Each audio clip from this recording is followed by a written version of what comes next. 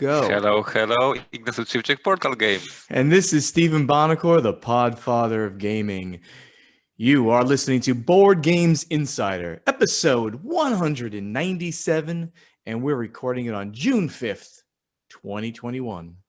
Board Games Insider is a proud member of the Dice Tower Network. And Ignacy, Tom Vassell gave me a dicetower.com email address, just like everyone else that contributes to the Dice Tower shows. However, when I requested podfather@dicetower.com, he said no. Just another instance of Tom Vassell not being able to handle the truth. So how we can reach you? Steven at Dice Tower? Yes, with a PH. Stephen, STEPHEN @dicetower.com will reach me. The funny thing is I haven't actually set it up yet. But if you send it, it'll be sitting in that email. Then I'll start pulling them out with a little pop server thing. So yes, that's one way to reach me. Sure, you can use that. I don't know how you read it, but I read it is another win in your battle against Dice Tower and Tom Vassell. Like you are conquering new lands, a new terrain. I'm conquering little bits of the Dice Tower network, right? Piece by piece, Ignacy. I mean, we've been doing that for years, but now it's a long campaign. It's a long campaign. So everybody out there, remember, we're approaching our 200th episode, which is just monumental and wonderful. Very excited about that.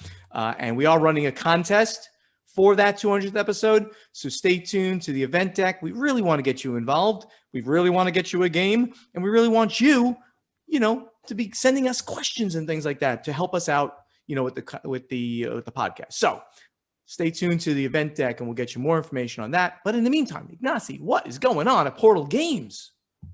At Portal Games, Ignacy moved to the new apartment. You can see my shelf full of books. I finally moved in. My games on the stack, not gaming shelf ready yet, but the small step. So I'm recording for the new studio, Ignacy studio.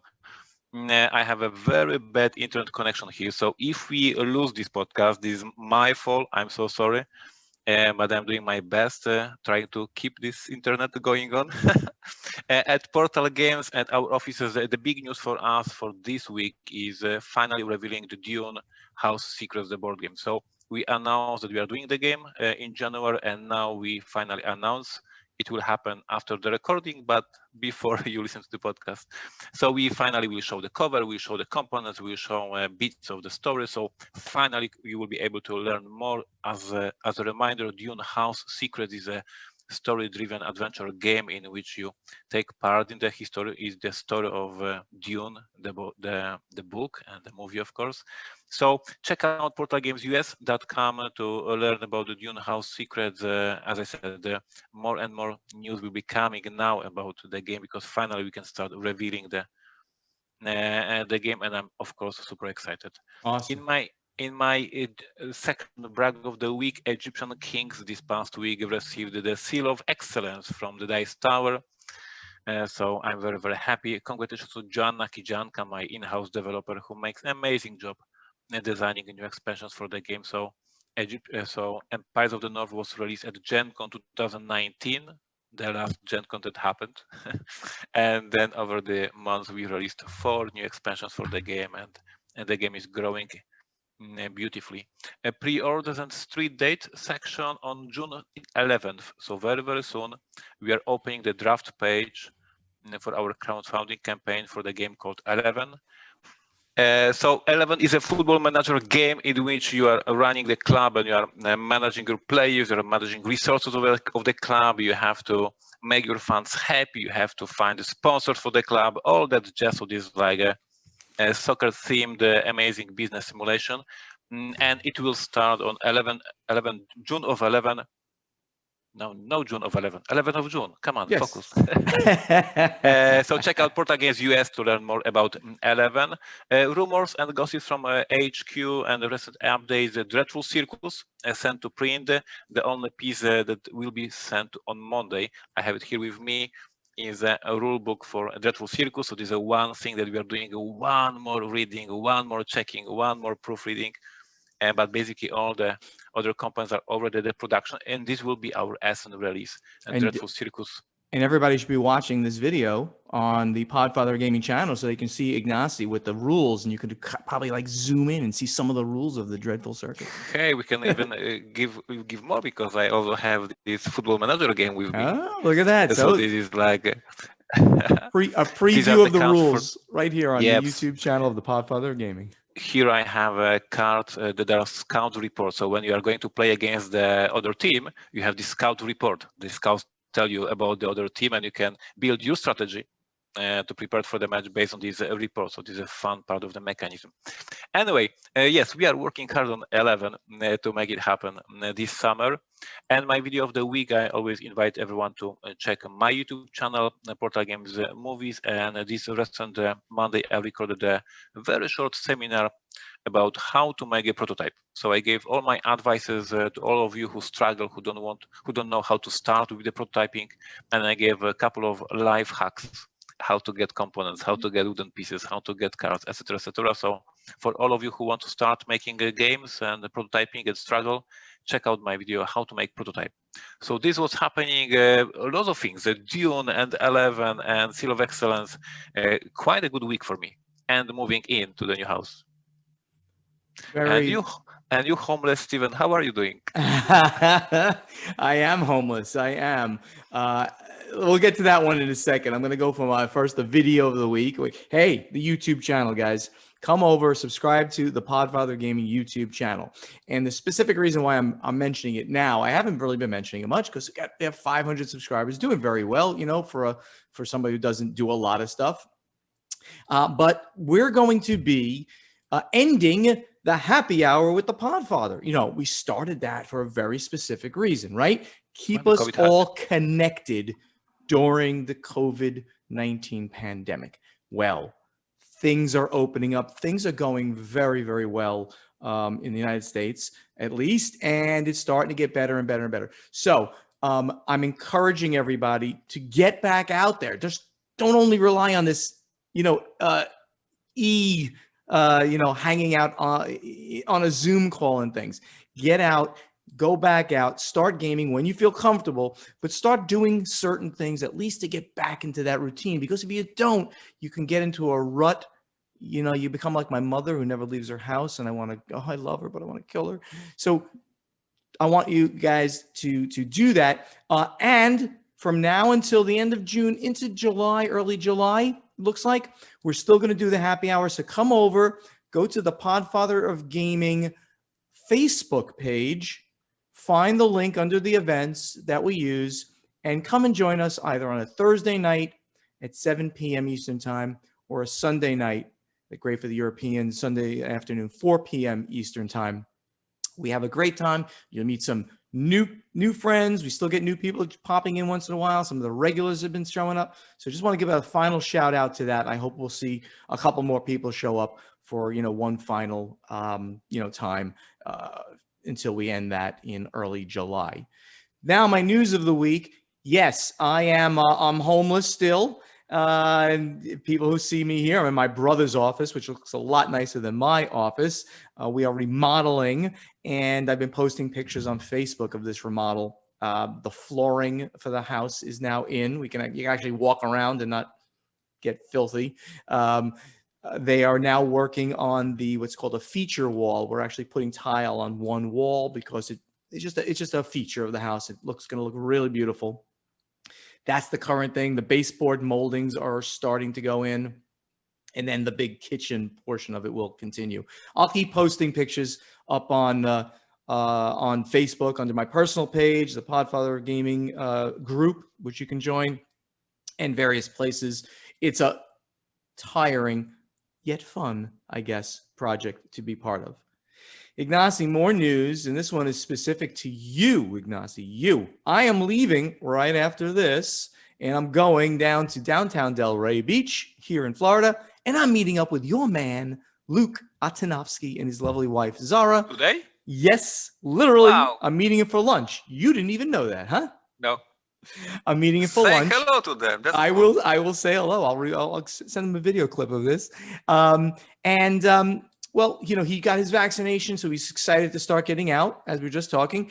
And he wants me involved in a certain Gen Con event for Portal Games. I don't even know if you know what the event might be about. Do you know?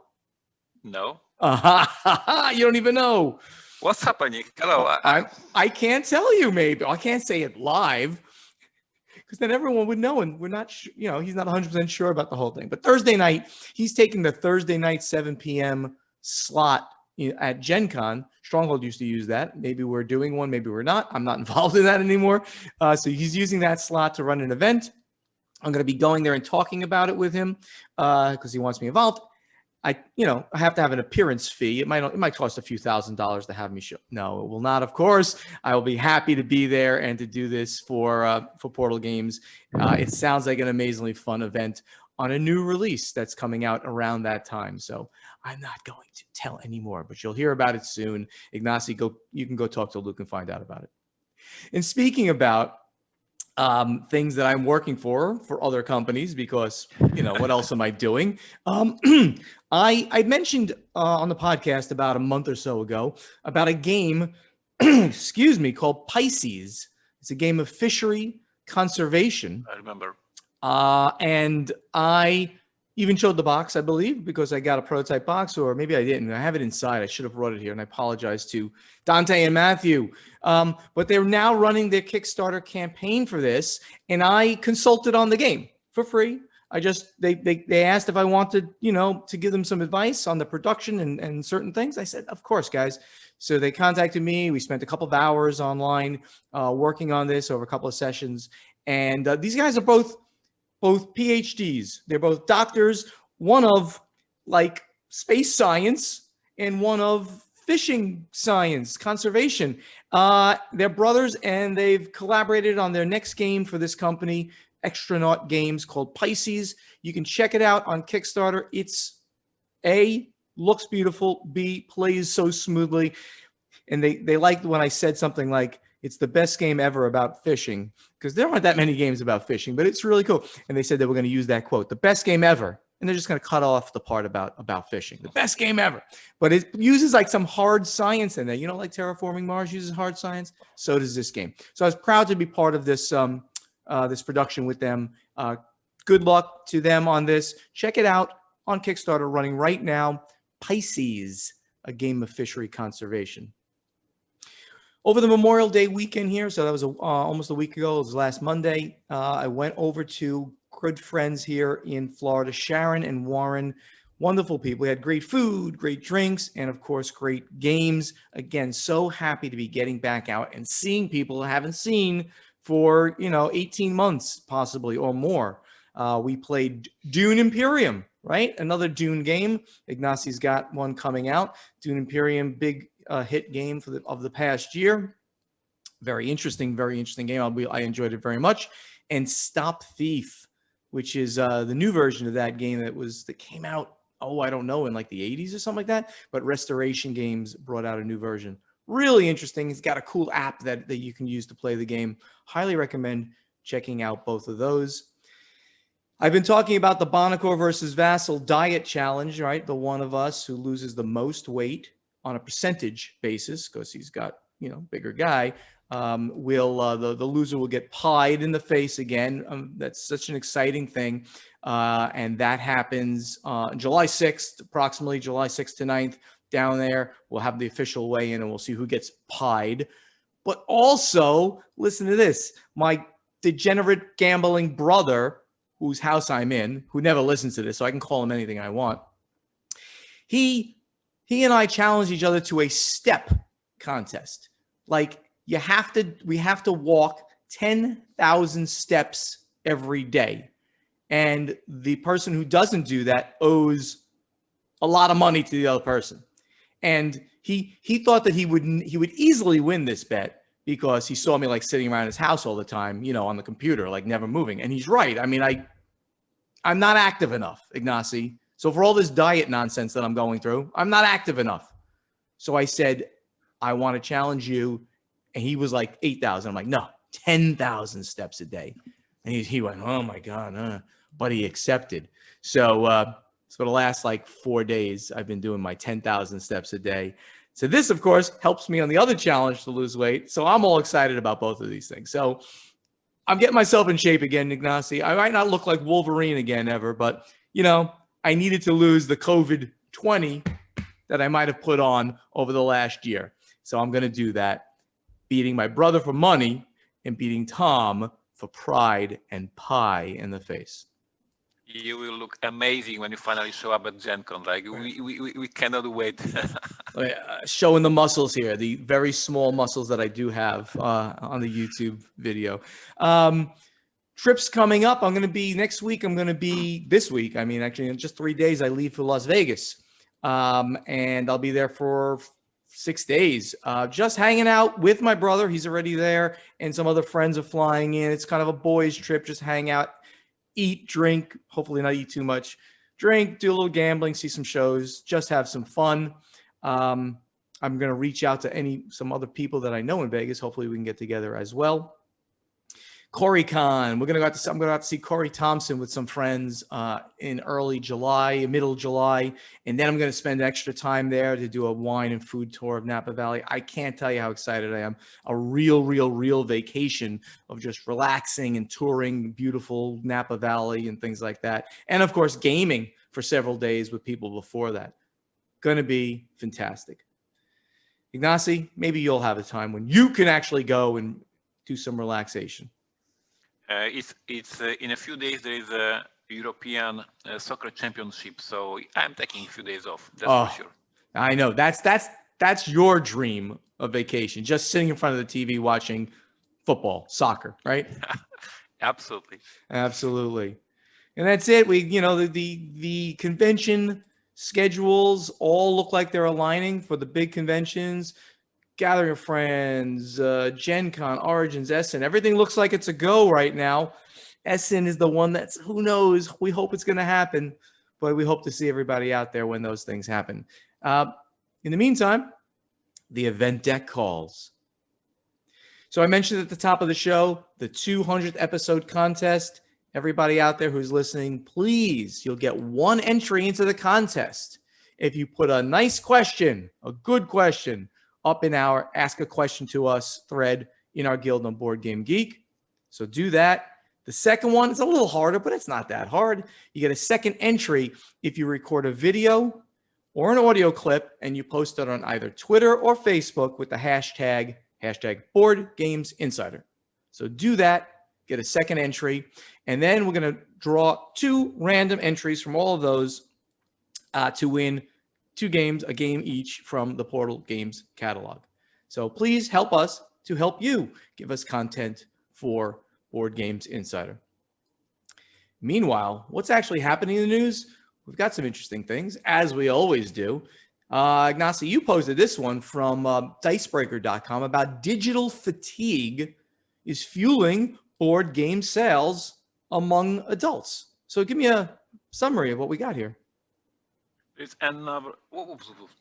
is another report about how our industry is flourishing these days, and I think that the COVID, the whole thing that happened last year, showed our hobby to so many new people, and so many new people discovered this hobby, and then we see so many more news outlets discovering board games and getting news about it, and it's another bunch of big numbers showing that yes, it was amazing year. And I see it in my company, I see it even in my YouTube views, which is very interesting angle to look at this. So I do a weekly show on YouTube here in Poland, and I see so higher numbers last month because of new people just joining industry. And the news item I posted here gives another bunch of billions and millions and etc. Yeah, I'll even mention some of the numbers that they're grouping the mass market in with this entire thing. They're saying the games and puzzles market is worth an estimated $11.7 billion worldwide. So that's right. That's mass market, all hobby games and mass market and puzzles. 11.7 billion worldwide, and it's 3.6 billion in the US alone, and estimated to exceed 4 billion in 2021. So very rapid growth, for a number that's that big to then jump another 10% year over year, making us, as you said, recession proof, which we also already believed that we were, and COVID proof. So even a pandemic couldn't stop the growth of the general industry. Very cool stuff. And if I can add once again a little bit of more behind the scenes, what's happening at the publishers, what we discuss, what we anticipate, etc., etc. Now the question is, how many of those people who discovered board games in the last 18 months will stay in the hobby? If for some of them they were just playing board games because there was nothing else to do, and as soon as everything opens, they would just go back to bicycling or tourism, etc., etc. And some of them will stay with our hobby and say, hey, I discovered these board games by accident being locked down. I actually love the hobby and I stay with this hobby for years to come. So now we are very eager to look what will happen in upcoming months, especially summer. How many of people will just say, okay, no more lockdown, we want to go outside, and how many of them will stay with our hobby? So big changes for the whole industry. Absolutely. And I do predict it. It's sort of like once you're in, you stay in. I mean, you may fade out a little bit, but you're still a part of it, I think. Once you get the bug of like, wow, this stuff is cool and it's social. So I think it's the people that have found it, they're here to stay. So we've had some both good news and bad news in the who is attending Gen Con, right? The biggest convention of the year is Gen Con out in Indianapolis. And a string of large publishers quickly said that they would not be attending. And let me read that. Big companies continue to bail on attending. Asmodee USA, Asmodee North America Studios, and Ultra Pro and Paizo will not physically present at Gen Con Indy 2021. The lower numbered aisles of the Gen Con Indy 2021 exhibit floor are beginning to look a lot less crowded now that Asmodee, Ultra Pro, and Paizo are not attending. All of them released a statement about it, worried about COVID and this and that, just in general, keeping their staff safe and all that. Obviously, very big presences of those companies. And that's going to change the landscape, certainly, of the exhibit hall. However, all of the other mid-sized companies then made statements and said that, don't worry, we're all going to be there in varying size booths. So these publishers, I'll mention some of them, came out and said, we're going to be there. 25th Century Games, All Direct Entertainment Group, that's AEG, Arcane Wonders, Catalyst Game Lex, Chep Game Editions, Dwarven Forge. It goes on and on. Indie Boards and Cards, Stronghold Games, and Portal Games. Not on this list, but of course, you're attending as well, right? The company's attending. Yep. Pandasars, Renegade. You're going to get Japanime. So you have all of these other companies that you want to come to see anyway will be attending Gen Con. And I think that, yeah, sure, everybody likes to go see the FFGs and the Paizos and all that. They take these and they make these beautiful booths. We're going to see all of the companies of that next tier step their games up and get a great presentation out for everybody out there. So this doesn't change my view of the convention. Sure, they've already announced that they are capping attendance at half, but that's half of a crazy number, half of 70,000. So it'll be around 30 to 40,000 will be the attendees, which was, by the way, about the size of Gen Con when I think I started going 10 years ago. It was around 35, 40,000, I think, by that point. And everybody who's, that next tier of exhibitor is going to be there catering to you and giving you a great experience. So I'm still excited. This doesn't dissuade me from wanting to go or anything. Ignacy? Yeah, I recorded the whole YouTube video about this, so you can check my whole opinion, like a half an hour seminar about that. from point of view of visitor, I do agree with Steven. Absolutely, you will have a ton of different publishers. You will have some new publishers who never had a chance to be at Gen Con, and now the space is free, so they can join. And as we always say, both SN and Gen Con are so huge.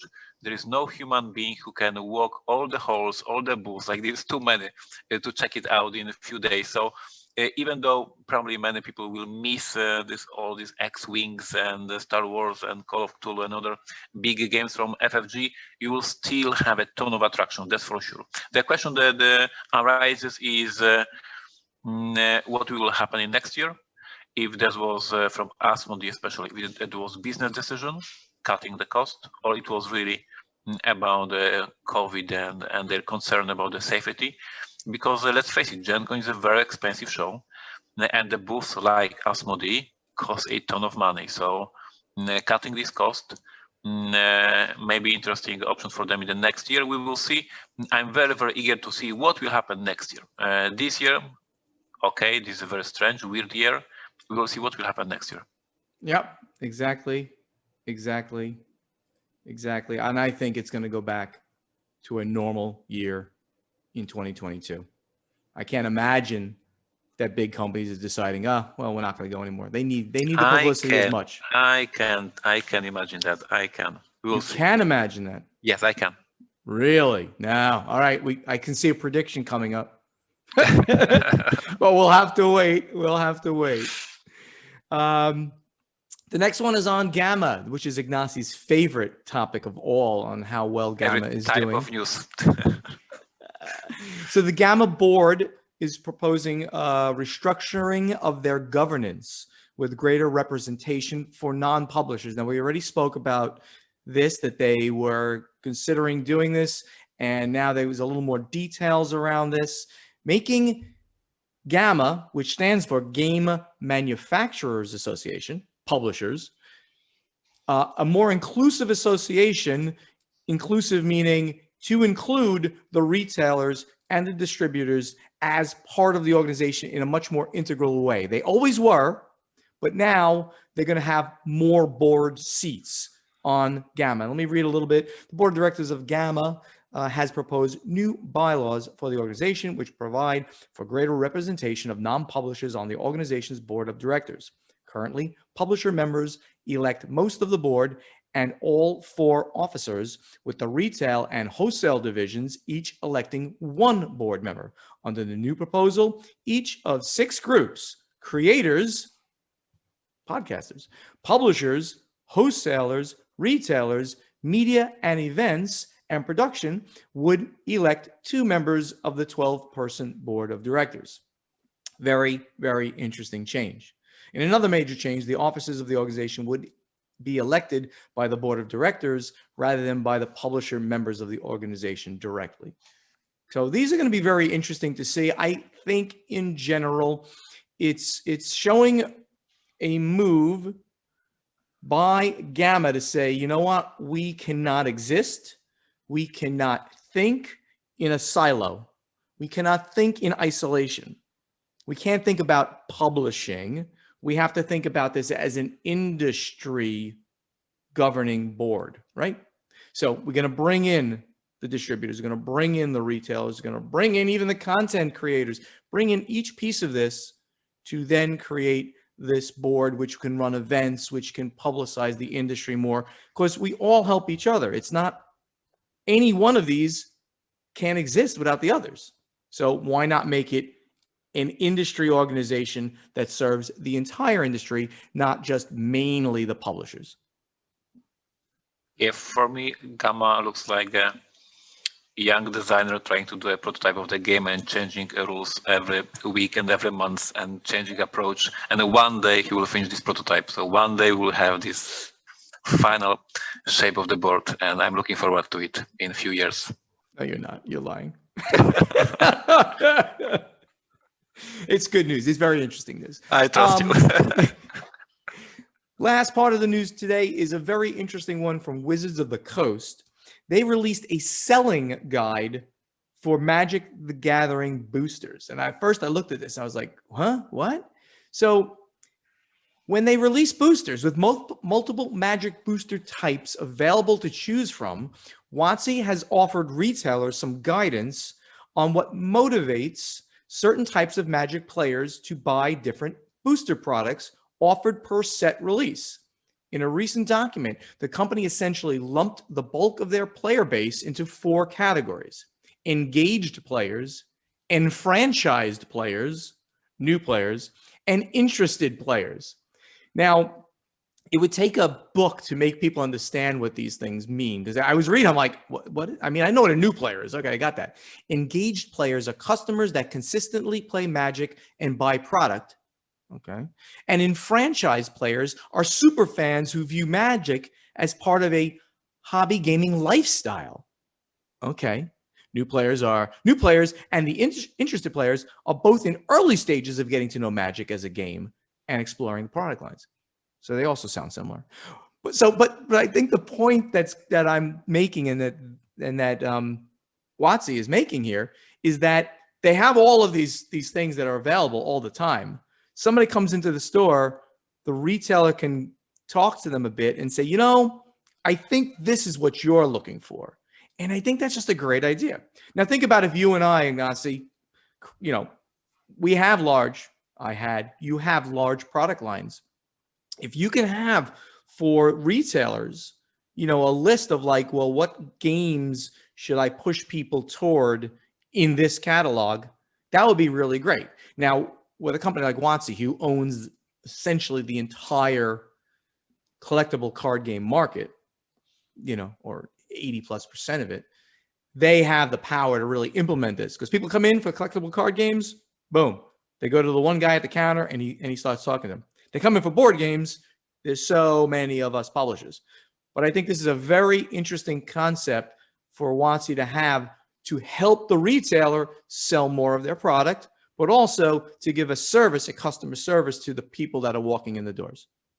Yep, and this is interesting that accidentally this news and the previous one paired one after the other, because all my Slavic comments about Gamma are basically about that I expect Gamma to help run businesses. And what he's doing is educating retailers, helping them be better seller, helping them be better professional, helping them understanding customer and understanding what customer is looking for, because the more educated retailer, he will do the better business.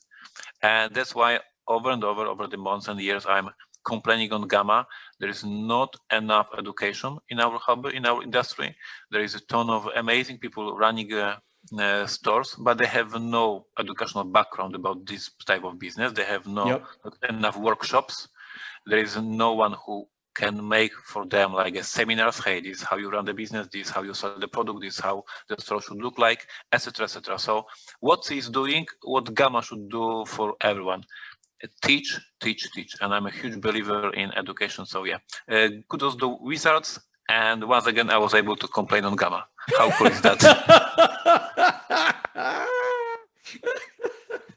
That is beautiful. But I guess everybody understands my point. Yes, yes. Like no, it's great. It's great. We got you. Education is great. Gamma, step up. Gamma, do not be mad at Stephen Bonnick or be mad at Ignacy Chevy. Let's get over to strategy and tactics. Ignacy, I love you, man. So today in strategy and tactics, we have Tony Simpkins, who's at O-Shift. It appears that everyone, or at least most publishers, really get along well with each other and support each other. Is that really true? And since you are all in competition with each other for sales and designers, do you think this will change as the industry grows? I talk about this constantly. Literally, in our industry, it is a bunch of people, companies, everything that are friendly competitors. Now, some are more friendly competitors than others, of course. You're always going to have that. Some are more protective of things than others. But really, we simply help out each other in various ways. I don't see that really changing. I don't see that changing as the industry evolves. It's sort of the nature of kind of what we do and the kind of people that are drawn and gamers to do this. Ignacy? Yeah, I was thinking about this, and to be honest, I don't understand it fully. I cannot explain it fully. But this amazing example in January, I had PortalCon here in Poland. I ran the events. I announced the new games from Portal. I was so proud. Everybody was cheering. Great games licensed for Polish market. And then 2 weeks later, my competitor Galacta did their own keynotes and presented their games. And I was happy. Like I was like a geek, enjoying what they're announcing. And I said, "Oh my God, they are bringing it to Polish. I can play it in Polish." And I was happy. And I can understand that some of the fans don't believe that. Like they say, "Hey, you must hate them. They are your competitor." I cannot explain it. I was excited. I was truly, honestly happy with the games they are bringing. Maybe it's the case that the market is healthy, that we sell games, they sell games. There's no problem. I'm, not very close to have a trouble. So I have this comfort of being, happy with my competitors. But it really, really is true. We like each other, we support each other, and there's no backstabbing or any other stupid things in the industry. We wouldn't be hanging out at bars after the show hours together if we didn't like each other, really like each other. The only portion of the industry where there's a little bit of tension, friction, heavy competition is in the distribution tier of the industry, because in America, at least, there are so many and they all do the same thing, serve the same purpose. It used to be a geographical thing, so they didn't compete as much, but then they opened offices all over. So they are very competitive and maybe try to one up each other. But even them, you can see them talking to each other too. Hey, GTS. Hey, Alliance. So it is true, guys. We're not lying about it. It's true. John Gorman, who's at JT Gorman. Okay, I have a feeling you guys have talked about this before, but I'm drawing a blank and maybe the answer has changed. Anyway, what software tends to be used by Portal and Stronghold for managing documents and rules? I imagine the printers probably want files in particular. Basically, he's asking about how we take care of all of the layouts. And Ignacy, we all know that there's really is one answer to that question. You want to do it? So in terms of the text, we are using Google Docs. As simple as that. It is a tool to cooperate with all the writers and editors and proofreaders, etc. And then you do InDesign, preparing PDFs. Right. And before you send to print, we are using the tool that is called Proof HQ. And Proof HQ is a software that allows you to upload a PDF, like a final rulebook, for instance, and give access to it to different editors and people who are proofreading that, and they are able to read through the document and find any mistakes and add the comments and see mistakes. So first you are talking Google Docs, then you're talking InDesign, then you're talking Proof HQ. 3 steps to make it final. That's very similar to everything I know. In general, always going to start in some kind of Word document just to get the rules out to people. Once you're past the, okay, well, we're gonna do this, you go to the Adobe suite, Adobe Creative Suite. All graphic designers and illustrators use that. And as Ignacy mentioned, the suite includes, in general terms, Photoshop, Illustrator, right? That's the illustration, and InDesign. There's where you're going to do your layouts, your design of the way the game looks. So yes, we have talked about that, but it's worth repeating, especially since you might want to get into the industry. So what are the tools that you should use? We've just told you. For sure, it is so much easier these days than, for instance, 7 or 10 years ago, because working in the cloud is obvious right now. Like 10 years ago, it was not that obvious. So these days, you have so much easier to prepare these rule books, to prepare these files, and have a couple of people looking through them over the net. Ignacy, are you telling me I already have to go? Yeah, because so let's make a small distraction moment. Yes, let me talk about volleyball.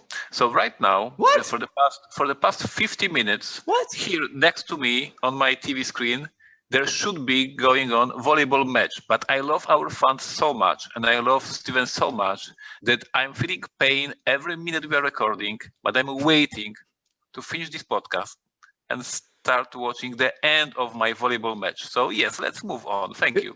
Do you not have like video recorders in like Poland? I just moved in. I don't even have a TV here. I just have I need to stream it to my hotspot. And one more anecdote. The day I moved in, the very day I moved in, the company that was my internet provider get out of the business. Like this very day. So since we moved here, I'm on my hotspot. Like this is like adventure. So yeah. And I'm going to have a quick anecdote too, if you don't mind. I'm sorry to keep you even longer, but since I've been here living at my brother's house, which is now like 2 weeks and 2 days, and we're probably going to be here for a while longer, I've had 2 major internet outages here in this luxury community. And we found out that some idiot from AT&T or from Palm Beach County accidentally cut the fiber lines of AT&T, who then struggled. 24-hour internet access outage. I have never been without the internet for 24 hours since the internet was created, I think. And then it was again for 5 hours. The same idiot cut the fiber line in the same place, that was in the newspaper. You can't make that up. And then it said he's been reassigned. Reassigned? I don't know, fired. I can't even contemplate how that's possible. True story, Delray Beach, which is Palm Beach County, Florida. Same guy or crew cut the fiber line, causing 2 major internet outages. You can't make that up. And with that, let's go to playtesting. Ignacy, playtesting, we ask you a question. Normally, we also kind of ask to each other as we do it. This one is harder for you and me, so it's kind of almost really geared toward the fans, the listeners, or the viewers here. And my question is a Steven question this week, so I'm going to ask it to you, sort of, but mostly for the people out there. For those who attend game conventions, do you consider attendance at game conventions, with the traveling and the lodging and the food, to be part of your gaming budget for the year? Or do you consider it to be part of your vacation budget? Or both, or neither? Do you budget? Ignacy, I know for you and me, definitely, in the past for me, but in the, currently for me as well, and all the time for you, we have to go. So for us, it's a company budget, right? Yep, but there is a but.